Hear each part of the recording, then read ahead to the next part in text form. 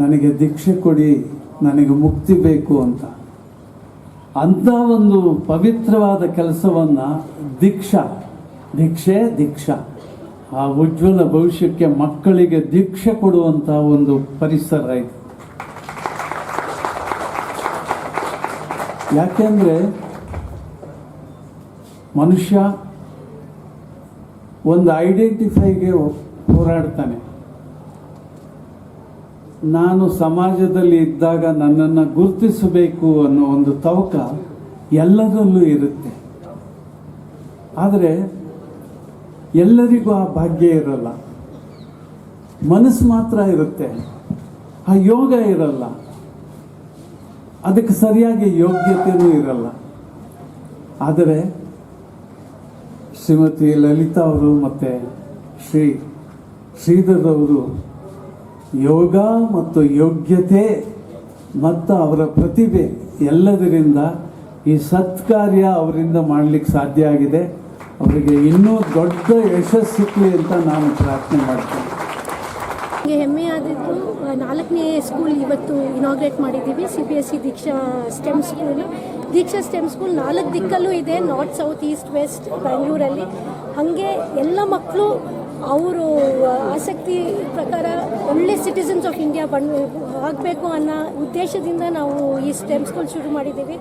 ಬರೀ ರೋಟ್ ಲರ್ನಿಂಗಿಂದ ಮಕ್ಕಳು ಕಲಿಯೋದಲ್ಲ, ಕೈಯಿಂದ ಎಕ್ಸ್ಪೆರಿಮೆಂಟ್ಸ್ ಮಾಡಿ ಫ್ಯೂಚರ್ ರೆಡಿ ಆಗೋದು, ಅದೇ ನಮ್ಮ ಉದ್ದೇಶ. ಅದರಿಂದ ನಾವು 2 ವರ್ಷದಿಂದ ನೋಡಿ ಕರಿಕ್ಯುಲಮ್ ಬಿಲ್ಡ್ ಮಾಡಿ ಸ್ಟೂಡೆಂಟ್ಸಲ್ಲಿ inquisitiveness, questioning mind frame and ಇಂಡಿಪೆಂಡೆಂಟಾಗಿ ಯೋಚನೆ ಮಾಡೋ ಹಂಗೆ ಫ್ಯೂಚರ್ ಸಿಟಿಸನ್ಸ್ ಬಿಲ್ಡ್ ಮಾಡಬೇಕು ಅನ್ನೋ ನಮ್ಮ ಉದ್ದೇಶದಿಂದ ಸ್ಟೆಮ್ ಸ್ಕೂಲ್ ಶುರು ಮಾಡಿದ್ದೀವಿ.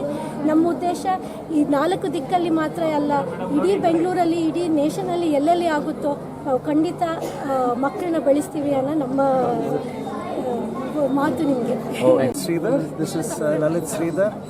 Very happy you all could join us today for the launch and inauguration of our 4th CBSE campus, the Diksha STEM School at King Gate. Now, what does STEM stand for? STEM stands for Science, Technology, Engineering and Math. And these are not subjects that we teach.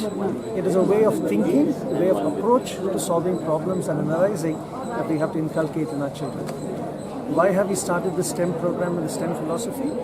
Because the world is rapidly changing. AI is coming and disrupting every industry that is over there. And if children are taught just to memorize facts and go on, they will be replaced by computers and your little phone. The phone in your hand has much more information than anything any of us can try to memorize. The only way we will empower our children to succeed is to train them, teach them, empower them to think for themselves, solve problems by themselves, build by themselves, innovate by themselves, and start up new things all by themselves. And that's how the whole STEM philosophy is. Along with CBSE curriculum, we have various other programs which build these skills in our children. ತುಂಬ ಖುಷಿಯಾಗಿದೆ. ಯಾಕೆಂದರೆ ಒಬ್ಬ ಅಜ್ಞಾನಿನ ಕರೆದು ಜ್ಞಾನವನ್ನು ದಾನ ಮಾಡುವಂಥ ಒಂದು ಶಾಲೆಗೆ ಅದರ ಪ್ರಾರಂಭೋತ್ಸವಕ್ಕೆ ನಾನು ಕರೆದಿದ್ದಾರೆ. ಅದ್ಭುತವಾದ ಕಾರ್ಯಕ್ರಮ, ಬಹಳ ಶಾಂತವಾದ ಪ್ರಶಾಂತವಾದ ಒಂದು ಪ್ರದೇಶ ಇದು. ಯಾವುದೇ ಕಲಿಕೆಗೆ ಪರಿಸರ ಬಹಳ ಮುಖ್ಯ ಆಗುತ್ತೆ. ಪರಿಸರದಲ್ಲಿ ಜ್ಞಾನ ಕೂಡ ಶಾಂತವಾಗಿ ತಿಳಿಯಾಗಿರುತ್ತೆ. ಅದರಿಂದ ಗ್ರಾಸ್ಪಿಂಗ್ ಪವರು ಹೆಚ್ಚಾಗುತ್ತೆ. ಅಂಥ ಒಂದು ಪರಿಸರದಲ್ಲಿ ದೀಕ್ಷಾ ಈಗ ಅದರ ಇನ್ನೊಂದು ಹೆಜ್ಜೆಯನ್ನು ಮುಂದಿಟ್ಟಿದೆ. ಇದು 4ನೇ ಒಂದು ಎಕ್ಸ್ಟೆನ್ಷನ್. ದೀಕ್ಷಾ ನಿನ್ನೆ ಮೊನ್ನೆ ಪ್ರಾರಂಭ ಆಗಿರೋದಲ್ಲ, 27 ವರ್ಷ ಆಗಿದೆ ಅದಕ್ಕೆ. ಅಂದರೆ ಈಗ ಮನುಷ್ಯ ಗಟ್ಟಿಮುಟ್ಟಾಗಿ ಇರುವಂಥ ಒಂದು ಪ್ರಾಯ, ಕಲ್ಲನ್ನು ಕೂಡ ನುಂಗಿ ಅರಗಿಸುವಂಥ ಶಕ್ತಿ ಇರುವಂಥ ಒಂದು ಪ್ರಾಯ. ಅಂದರೆ ಅಷ್ಟು ಪ್ರಬಲವಾಗಿದೆ ದೀಕ್ಷಾ. ಆಮೇಲೆ ಇದರ ಕಲಿಕೆ ಕೂಡ ಭಾಳ ವಿಭಿನ್ನ ರೀತಿಯಲ್ಲಿದೆ. ಅಂದರೆ ಪುಸ್ತಕದಲ್ಲಿರೋದು ಮಾತ್ರ ಪಾಠ ಅಲ್ಲ, ಪಾಠದ ಜೊತೆಗೆ ಮುಂದಿನ ಭವಿಷ್ಯಕ್ಕೆ ಮಕ್ಕಳ ಉಜ್ವಲವಾದ ಭವಿಷ್ಯವನ್ನು ರೂಪಿಸೋದಕ್ಕೆ ತುಂಬ ಶ್ರಮ ಪಡ್ತಾ ಇದೆ ಈ ಶಾಲೆ. ಯಾಕೆಂದರೆ ಅದರ ಚರಿತ್ರೆ ಎಲ್ಲ ಅರ್ಥ ಆದವ್ರಿಗೆ ಗೊತ್ತಾಗುತ್ತೆ, ಅಥವಾ ಈ ಶಾಲೆಯಲ್ಲಿ ಕಲಿತವರು ಏನೇನು ಆಗಿದ್ದಾರೆ ಅನ್ನೋದನ್ನು ನೋಡಿದ್ರೆ ಗೊತ್ತಾಗುತ್ತೆ.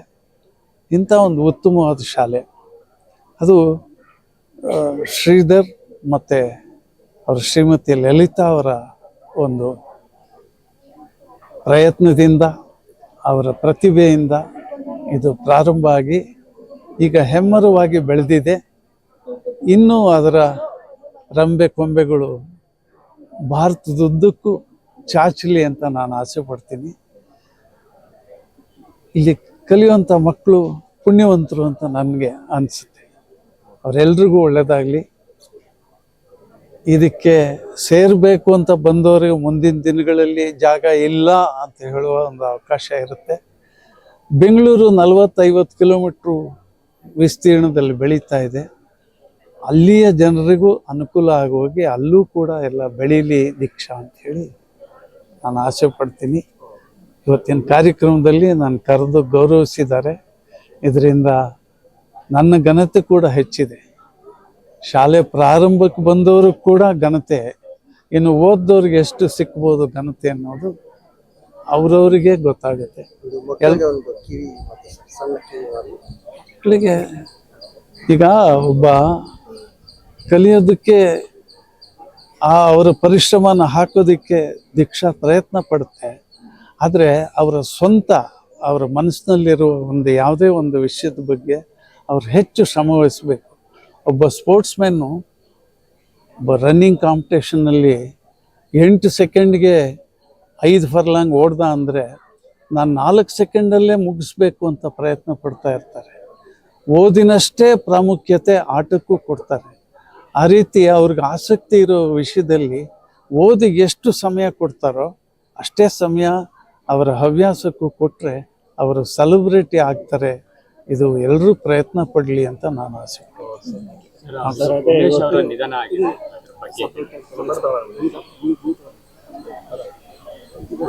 ಉಮೇಶ್ ಅವರು ನನ್ನ ಆತ್ಮೀಯ ಗೆಳೆಯರು, ಬಹಳ ವರ್ಷದಿಂದ ಸ್ನೇಹಿತರು.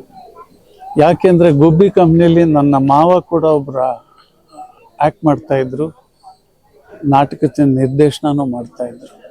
ಅವ್ರ ಜೊತೆಯಲ್ಲಿ ಉಮೇಶು ಮತ್ತು ಅವರ ಅಣ್ಣ ಒಬ್ಬ ಸತ್ಯ ಅಂತಲೂ ಆ್ಯಕ್ಟ್ರ್ ಇದ್ದರು. ಅವರು ಬೇಗ ಕಾಲವಾದರು. ಆಮೇಲೆ ಅವ್ರ ಫ್ಯಾಮಿಲಿಯಲ್ಲಿ ರಮೇಶ್ ಅಂತ ಇದ್ದರು, ಗುಂಡ ಅಂತ ಇದ್ದರು. ಎಲ್ಲರೂ ಪರಿಚಯ ನನಗೆ. ಯಾಕೆಂದರೆ ಆ ರಮೇಶ್ ಮತ್ತು ಗುಂಡ ಎಲ್ಲ ರವೀಂದ್ರ ಕಲಾಕ್ಷೇತ್ರದಲ್ಲಿ ಲೈಟಿಂಗು ಮತ್ತು ಪರದೆಯೆಲ್ಲ ವ್ಯವಸ್ಥೆ ಮಾಡ್ತಾಯಿದ್ರು. ಹಾಗಾಗಿ ಅವರ ತುಂಬ ಆತ್ಮೀಯತೆಯಿಂದ ಇದ್ದವರು. ನಾನು ನಿನ್ನೆ ಕೂಡ ಅವ್ರನ್ನ ನೋಡೋಕ್ಕೆ ಹೋಗಿದ್ದೆ. ಅವ್ರನ್ನ ಕಿದ್ವಾಯಿಗೆ ಸೇರಿಸೋ ಪ್ರಯತ್ನ ಕೂಡ ನಾನೇ ಮಾಡಿದ್ದು. ಯಾಕೆಂದರೆ ಅಲ್ಲಿ ಡಾಕ್ಟರ್ಸ್ಗಳು ಪರಿಚಯ ಇದ್ದಿದ್ದರಿಂದ ಅವರಿಗೆ ಒಳ್ಳೆಯ ಒಂದು ಟ್ರೀಟ್ಮೆಂಟ್ ಸಿಗುತ್ತೆ ಅನ್ನೋ ಉದ್ದೇಶದಿಂದ ಅಲ್ಲಿ ಕಳಿಸಿದ್ದೆ. ನಾನು 2-3 ಸಾರಿ ಹೋಗಿದ್ದೆ. ನಿನ್ನೆ ನೋಡ್ಕೊಂಡು ಬರೋಣ ಅಂತ ಹೋಗಿದ್ದೆ. ನಿನ್ನೆ ಕೂಡ ಅವರು ಮಾತಾಡೋ ಸ್ಥಿತಿಯಲ್ಲಿ ಇರಲಿಲ್ಲ. ಇವತ್ತು ನಮ್ಮನ್ನೆಲ್ಲ ಬಿಟ್ಟು ಹೋಗಿದ್ದಾರೆ. ಅವರ ಆತ್ಮಕ್ಕೆ ಶಾಂತಿ ಸಿಕ್ಕಲಿ, ಅವರ ಕುಟುಂಬದವ್ರಿಗೆ ಮುಂದಿನ ದಾರಿ ಸಿಕ್ಕಲಿ, ಒಳ್ಳೆಯ ದಾರಿ ಸಿಕ್ಕಲಿ, ಅವರಿಗೆ ದುಃಖ ಭರಿಸೋ ಒಂದು ಶಕ್ತಿ ಭಗವಂತ ಕೊಡಲಿ ಅಂತ ನಾನು ಪ್ರಾರ್ಥನೆ ಮಾಡ್ತೀನಿ. ಅವ್ರ ತಾಯಿ ಮಗಳು ಇಬ್ಬರೇ ಇರೋದು. ಮುಂದಿನ ಬದುಕು ಹೇಗೆ ಅನ್ನೋ ಪ್ರಶ್ನೆ ಅವ್ರ ಮುಂದೆ ಕಾಡ್ತಾ ಇದೆ. ಅದಕ್ಕೂ ಭಗವಂತ ದಾರಿ ತೋರಿಸ್ಲಿ ಅಂತ ನಾನು ಪ್ರಾರ್ಥನೆ